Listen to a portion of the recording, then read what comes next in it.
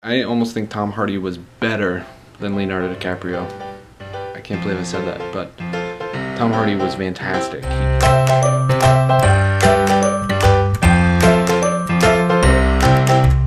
Good morning, happy Friday. It's raining. So, let's see how wet I get on the way to the car. Woo! Not too bad. The good thing, I don't have to warm up my car today because it's not under 30 degrees and I don't have frost all over the place. Yeah, it's the little things in life. It's the little things in life, guys. Those are the things that get you through, like not having to warm up your car. They seem little, they're actually quite large, especially this one. When you're out of hot dog buns, put 2 hot dogs on 1 hamburger bun and it works out. Good afternoon, everybody, and as you can see I have my blinds open because I want natural light in here. In honor of the Revenant, which I just saw, I'm doing natural light because for those of you who don't know, it's crazy to think that someone had the genius idea of saying, let's film an entire movie using just natural light. We're not going to use any lighting rigs, we're not going to do anything.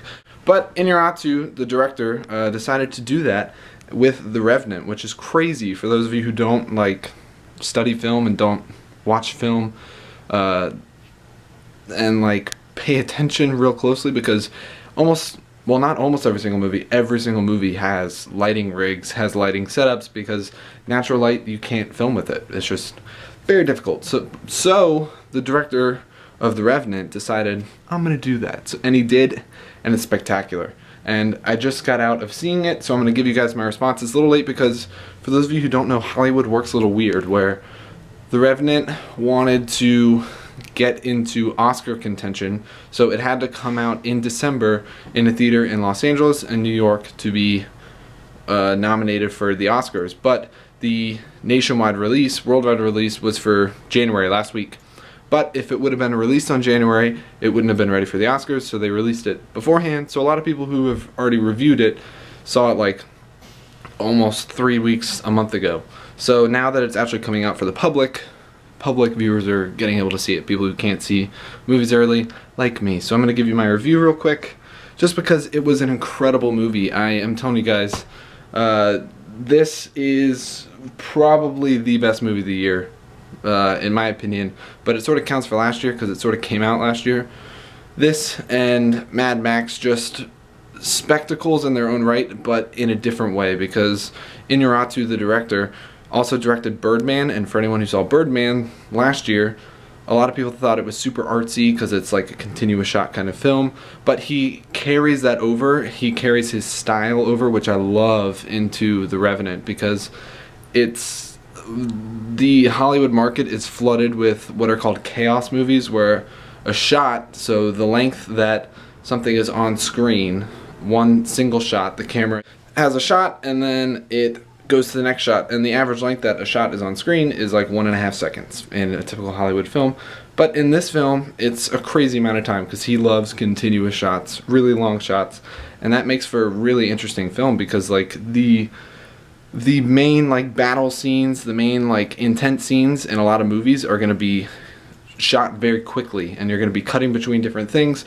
He does one continuous shot for the entire length of a scene, which is insane and crazy and awesome, which I love it. And then there's just a lot of nuanced things, a lot of things that just come up in like stories where a lot of things come up in the story, whereas like there's a continuous motif of like trees and how trees are strong at the root, so he continues to show trees throughout the movie to represent what's happening to the characters in showing how the trees are moving.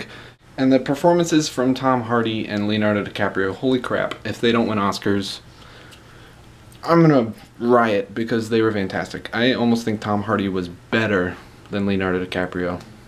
I can't believe I said that, but Tom Hardy was fantastic. He kept his character, and I hated his character so much, but I loved him so much, so they better win Oscars. There's one theme that keeps coming up as far as the score, the music of the movie, where it's just like an orchestra playing. It'll just be like, bah, and then it'll go quiet, and then I'll do it again, meh, for like 2 seconds, and it keeps going in and out. And as the movie went on, this theme kept coming up, but there would be longer breaks between each of the mehs.